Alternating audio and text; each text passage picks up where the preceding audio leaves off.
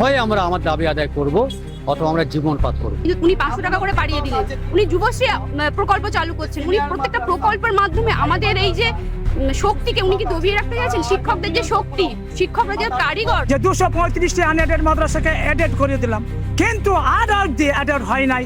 তিনি বঞ্চিত মাদ্রাসাগুলিকে এখনো পর্যন্ত কোনো কিছু করে দেয় নাই। 2021 সাল থেকে নিয়ে আজকে 2026 সাল আজ পর্যন্ত তিনি যে প্রতিশ্রুতি দিলেন অ্যাডেড করে দিলেন বলে, কিন্তু এখন পর্যন্ত তিনি অ্যাডেড করে দিলেন না। আশ্চর্যের ব্যাপার, সেই একই যাত্রা পৃথক ফল বলে তো রাজবংশী আদিবাসীদের মাত্রা স্কুল শিক্ষা প্রতিষ্ঠানগুলো এডেড হয়ে গেল, কিন্তু আমাদের প্রতিষ্ঠান এডেড হলো না। যতদিন পর্যন্ত মুখ্যমন্ত্রী আমাদের এখানে উপস্থিত না হয়েছেন ততদিন পর্যন্ত আমরা এই অনশন চালিয়ে যাব।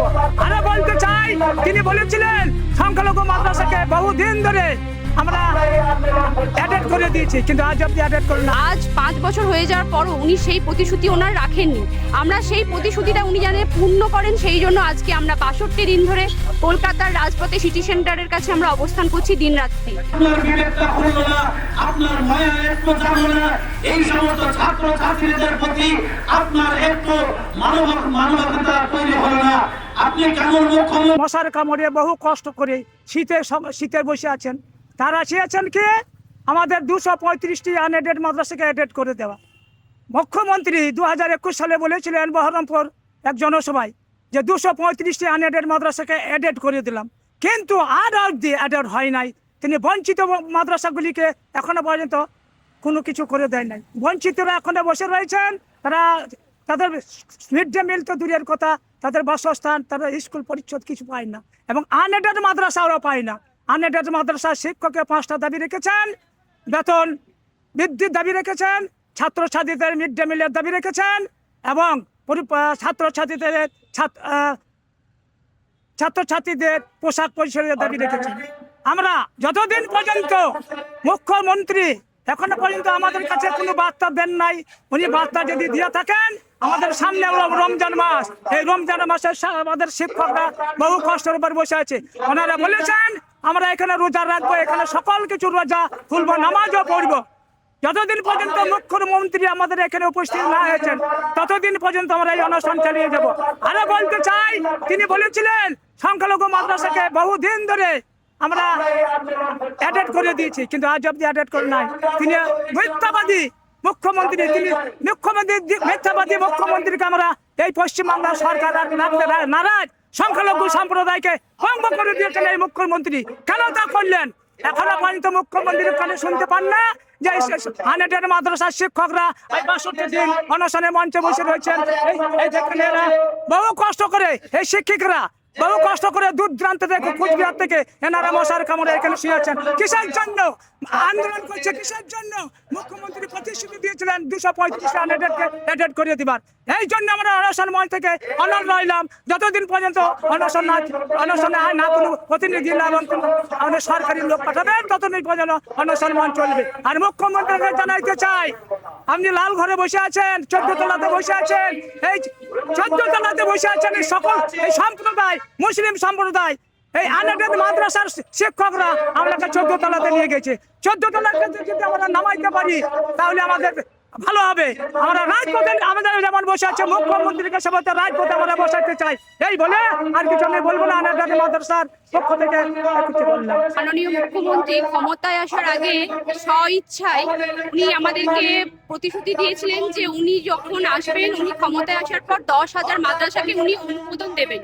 সেই কথা মতো 235টি মাদ্রাসা অনুমোদন পেয়েছিল, কিন্তু তখন উনি বলেননি যে সেগুলোকে আন হিসেবে উনি ঘোষিত করবেন। আমরা হঠাৎ যেটা জানতে পারলাম, উনি মাদ্রাসা বলে বলেছিলেন, 10,000 মাদ্রাসা বলেছিলেন, কিন্তু আমরা যখন রেকগনাইজেশন পেলাম সেখানে আমরা চমকিত হলাম যে সেখানে আন লেখা আছে। এই শুধুমাত্র আন কথাটার জন্য আমরা আজকে এখনো স্টিল নাও ভুগছি। কি জন্য ভুগছি? আমরা যে অনারিয়াম পাই সেটা খুব ন্যূনতম। তাছাড়া আমরা 9-10 বছর বিনা পরিশ্রমে স্কুলগুলোকে বাঁচিয়ে রাখার জন্য লড়াই করেছি। তারপর 2021 সালে আমরা আন্দোলনের মাধ্যমে কঠোর পরিশ্রম করে আমরা একটা জায়গায় আসি, সেইখানে উনি আমাদেরকে অনারাম দেন। সেটা কতটুকু? 5,000, 6,000। এই টাকা কি সংসার চলে? শুধুমাত্র আন কথাটার জন্য আজ আমাদের দুর্গতি শেষ নাই। আমাদের শুধু আমরা শিক্ষকরা বঞ্চিত নই, আমাদের স্টুডেন্টরা না পাই মিড ডে মিল না পাই, জুতো না পাই, পোশাক, তো এইভাবে কি করে একটা মাদ্রাসা চলা সম্ভব? তাছাড়া উনি 2021 সালের অধিবেশনে এবং উনি বাজেট অধিবেশনে এবং বিভিন্ন জায়গায় উনি বলেছেন যে এই যে 235টি আনএডেড মাদ্রাসা উনি সেগুলোকে এডেড করলেন, কিন্তু আজ 5 বছর হয়ে যাওয়ার পরও উনি সেই প্রতিশ্রুতি ওনার রাখেননি। আমরা সেই প্রতিশ্রুতিটা উনি যেন পূর্ণ করেন, সেই জন্য আজকে আমরা 62 দিন ধরে কলকাতার রাজপথে সিটি সেন্টারের কাছে আমরা অবস্থান করছি দিনরাত্রি। সেখানে শুধুমাত্র শিক্ষকরা আছে এখানে নয়, এখানে অনেক শিক্ষকরা সাথে শিক্ষিকারাও আছেন। উনি যেভাবে বিভিন্ন রকম ভাতা চালু করেছেন, সেই রকম আমাদের কি শিক্ষক ভাতা চালু করেছেন? এটা কি শিক্ষক ভাতা চালু করলেন উনি লক্ষ্মীর ভান্ডারেতে কোনো দাবি ছাড়াই 500 টাকা করে উনি বাড়িয়ে দিলেন। তারা কোনো দাবি করেনি, কিন্তু উনি 500 টাকা করে বাড়িয়ে দিলেন। উনি যুবশ্রী প্রকল্প চালু করছেন। উনি প্রত্যেকটা প্রকল্পের মাধ্যমে আমাদের এই যে শক্তিকে উনি কি দবিয়ে রাখতে চাইছেন? শিক্ষকদের যে শক্তি, শিক্ষকরা যে কারিগর, একটা জনসমাজ তৈরি করার যে কারিগর, সেটাকে উনি দবিয়ে রাখতে চাইছেন শুধুমাত্র ভাতা হিসাবে। আমরা আমাদের পূর্ণ অধিকারটা ফিরে চাই, আমরা পূর্ণ সম্মানটা ফিরে চাই। আমাদের শিক্ষার্থীরা যেটুকু প্রাপ্য, এডেড মাদ্রাসা যা যা পাই, আমরা এডেডের সমতুল্য সব কাজ করি, তাহলে কেন আমরা আনএডেড হয়ে থাকবো? কেন আমরা এইটুকু মাত্র সাম্মানিক পেয়ে কেন আমরা থাকবো? আমরা এখানে 62 দিন ধরে অনেক কিছু আন্দোলন করেছি। আমরা কাফন আন্দোলন করেছি, খাঁটি আন্দোলন করেছি, নবান্ন আন্দোলন করেছি, আমাদেরকে জেলে যেতে হয়েছে। কাল আমাদের রক্ত দিয়ে চিঠি লেখা হয়েছে মুখ্যমন্ত্রীকে, এবং আজ আমরা রক্তদান শিবির করেছিলাম এখানে, আমাদের প্রত্যেকটা শিক্ষক রক্ত দেওয়া হয়েছে। আর আমরা কি করব? আমাদের সামনে রমজান মাস, আমাদের খুশির ঈদ, কিন্তু আমরা সেই ঈদটা কি এখানে রাজপথে কাটাবো? আমাদের যে রমজান শুরু হচ্ছে 2 দিন পর, আমরা সারাদিন অভুক্ত থেকে মাগরিবের আজানের পর আমরা সবাই একসাথে পরিবারের সাথে আমরা কি খাই, আমরা ইফতার করি, আমরা সেই সুযোগ কি পাবো না? আমরা কি এই রাজপথেতেই কি আমাদেরকে এই পরিবারকে ছেড়ে, সন্তান ছেড়ে সারা রাত জেগে এখানেতে ইফতারি, এখানে আমাদের সেহরি করতে হবে? মাননীয় মুখ্যমন্ত্রী যে সংখ্যালঘু দরদি, উনি তাহলে কি সংখ্যালঘু দরদি কাজ করছেন? আমাকে সেটা একটু জবাব দিন। আমার মুখ্যমন্ত্রীর কাছে একান্ত হাত জোর করে, করজোড় করে আমার কাছে ওনার আবেদন যে উনি আমাদের রমজান চালু হওয়ার আগে আমাদের একটা কিছু ব্যবস্থা করে দিন। আমাদের যে মুখ্য দাবি দাবাগুলো আছে, আমাদের এডেট করার দাবি দাবা আছে, তার সাথে আমাদের দাবি দাবা আছে আমাদের শিক্ষার্থীরা যেন মিড ডে মিল সহ সমস্ত প্রকার সুবিধা পাই, সরকারি সুবিধা পাই। আমরা শিক্ষকরা বঞ্চিত ঠিক আছে, কিন্তু আমরা শিক্ষকদের সাথে আমরা শিক্ষার্থীরা কেন বঞ্চিত থাকবে? আমরা কেন তাদেরকে দুটো অন্ন দিতে পারবো না? আমরা কি পারবো সেখানে খেতে? উনি বাংলার যে মসনদে বসেছেন, তার মূল শক্তি সংখ্যালঘু মুসলমানরা। কারণ সংখ্যালঘু আরও অনেক জাতি আছে, পার্সি, বৌদ্ধ, খ্রিস্টানরা আছে। তো সংখ্যালঘুর মধ্যে সংখ্যাগরিষ্ঠ মুসলমান, তাদের ভোটে তিনি ক্ষমতায় গেছেন। তিনি প্রতিশ্রুতি দিয়েছিলেন 2011 সালে, যদি এই সংখ্যালঘু মুসলিম আমাকে ভোট দেয়, আমি ক্ষমতায় গিয়েই 10,000 মাদ্রাসা স্যাংশন দেব। তো সরকারের প্রধান যদি স্যাংশন দেয়, অবশ্যই সরকারে হবে, এটা তো বলার অপেক্ষা রাখে না। কিন্তু হলো চরম প্রহসন আমাদের সঙ্গে। 235টে মাদ্রাসা দিলেন, 10,000 দিলেন না। এবং তিনি কৌশল করে, বুদ্ধি করে, এক কথা একটা কূট চক্রান্ত, প্রতারণা, তিনি কি করলেন? আনএডেড মাদ্রাসা দিলেন। তো আমরা জানি এডেড মানে কি? যে শিক্ষা প্রতিষ্ঠানগুলো সরকারি সুবিধা পায়, সরকারি থেকে শিক্ষকরা বেতন পাবে, এবং সরকারের যে প্রকল্পগুলি আছে সেগুলো সব শিক্ষার্থীরা পাবে, বিল্ডিং গ্রান্ট পাবে, বাচ্চারা মিড ডে মিল ইত্যাদি সবগুলো পাবে।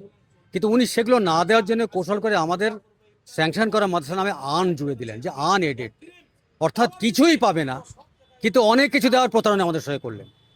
তো আমরা 2012-13 সাল থেকে এই মাদ্রাসাগুলো পাওয়ার পরে 2021 দীর্ঘ 9 বছর ধরে আমরা সংগ্রাম করলাম যে আমাদের মাদ্রাসা আমরা সময় দিচ্ছি, মেহনত দিচ্ছি, শিক্ষার্থীদের পড়াচ্ছি, তাহলে আমরা কিভাবে পড়াবো বিনা বেতনে? এবং যদি বাচ্চারা এই মিড ডে মিলগুলো বা ওদের যে সুযোগ না পায়, তো তারা আমাদের প্রতিষ্ঠানে তারা আসবে না। ফলে কি হবে?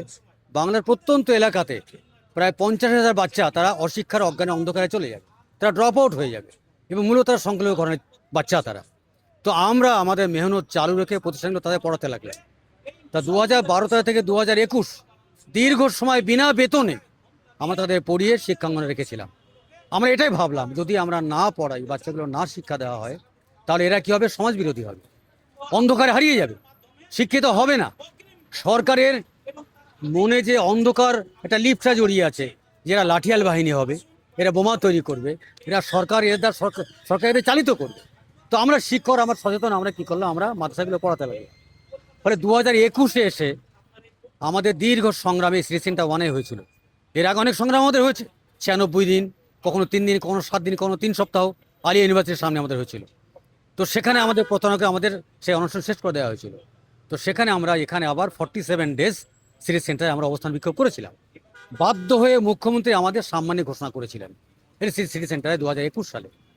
উনি বাজেট ভাষণে ঘোষণা করেছিলেন ভোট অন অ্যাকাউন্টে যে এই মাদ্রাসাগুলোকে আমি এডেট করে দিলাম। তা আমরা খুব উচ্ছ্বসিত হয়েছিলাম যে মুখ্যমন্ত্রীর ঘুম ভেঙেছে, তার মধ্যে সদর্থ চিন্তাভাবনা এসেছে, কিন্তু সেটা হয়নি। উনি একই বাজেট ভাষণে রাজবংশীদের বা আদিবাসীদেরও কিছু প্রতিষ্ঠান দিয়েছিলেন। আশ্চর্যের ব্যাপার, সেই একই যাত্রা পৃথক ফল বলে। তো রাজবংশী আদিবাসীদের মাদ্রাসা স্কুল শিক্ষা প্রতিষ্ঠানগুলো এডেট হয়ে গেল, কিন্তু আমাদের প্রতিষ্ঠানগুলো এডেট হলো না। তাহলে উনি একই বাজেট ভাষণে বললেন যে সব এডেট হয়ে গেল, তাদের হলো, আমাদের হয়নি। তো আজকে 2026 সাল, আরও 6 বছর অতিক্রান্ত হলো, আমরা সংগ্রাম করে যাচ্ছি এবং আমরা পাওয়ার জন্যে গত 17/12/2025 থেকে আজকে 16/2/2026 আমরা সিটি সেন্টার 1-এ রাস্তায় পড়ে আছি। কুকুর বেড়ালের সঙ্গে মশা কামড়ে আমরা রাজপথে শিক্ষিত মানুষ পড়ে আছি মনুষ্যেতরভাবে, এবং আমাদের এবার মরণ কামড় দিয়েছি। আমরা হয় আমরা আমার দাবি আদায় করব, অথবা আমরা জীবনপাত করব। এই পশ্চিমবঙ্গের 235টি আনএডেড মাদ্রাসার শিক্ষক আমরা এই কলকাতার সিটি সেন্টার 1-এ বিক্ষোভ কর্মসূচি যেটা করছি। মুখ্যমন্ত্রী তিনি 2021 সালে বিধানসভার বাজেটে তিনি ঘোষণা দিয়েছিলেন 235টি আনএডেড মাদ্রাসাকে আমি অ্যাডেড করে দিলাম, এবং বহরমপুর জনসভাতেও তিনি বলেছিলেন এবং অন্যান্য জায়গাতেও তিনি বলেছিলেন যে আমি 235টি আনএডেড মাদ্রাসাকে অ্যাডেড করে দিলাম। কিন্তু 2021 সাল থেকে নিয়ে আজকে 2026 সাল, আজ পর্যন্ত তিনি যে প্রতিশ্রুতি দিলেন অ্যাডেড করে দিলেন বলে, কিন্তু এখন পর্যন্ত তিনি অ্যাডেড করে দিলেন না। আমাদের দাবি, মুখ্যমন্ত্রী যে প্রতিশ্রুতি রক্ষা করেন বলে প্রতিটা জনসভাতে এবং প্রত্যেকটা জায়গায় যে দাবি করেন, আমাদের এটাই মূল দাবি যে তিনি যে ঘোষণা করলেন 235টি মাদ্রাসাকে আমি অ্যাডেড করে দিলাম, কিন্তু এখন পর্যন্ত তিনি অ্যাডেড করে দিলেন না। আমরা চাই 235টি আনএডেড মাদ্রাসা অতি সত্বর অ্যাডেড করে দেন, এটা আমরা চাই। এছাড়াও চাই এই রাজ্যে 235টি আনএডেড মাদ্রাসার 45 থেকে 50 হাজার ছাত্রছাত্রী আছে, যারা দুপুরের খাবার মিড ডে মিল পর্যন্ত তাদেরকে দেওয়া হয় না। তাদেরকে জুতো ব্যাগ থেকে শুরু করে সরকারি যে বিভিন্ন রকম প্রকল্প আছে, অ্যাডেড স্কুলগুলোতে, অ্যাডেড মাদ্রাসাগুলোতে যে সুযোগ সুবিধাগুলো ছাত্রছাত্রীদেরকে দেওয়া হয়, সেইগুলোর কোনোটাই আমাদের এই মাদ্রাসাগুলোকে দেওয়া হয় না। এটা হচ্ছে আমাদের দাবি যে মিড ডে মিল সহ সরকারির যাবতীয় সুযোগ সুবিধা ছাত্রছাত্রীদেরকে যেন দেওয়া হয়।